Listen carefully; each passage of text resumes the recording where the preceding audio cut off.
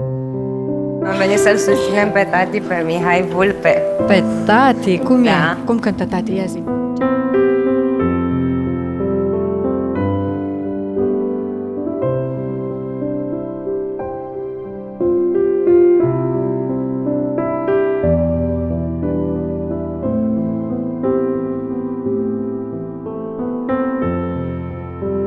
Noi te iubim. Ești tare. Doamne, ești.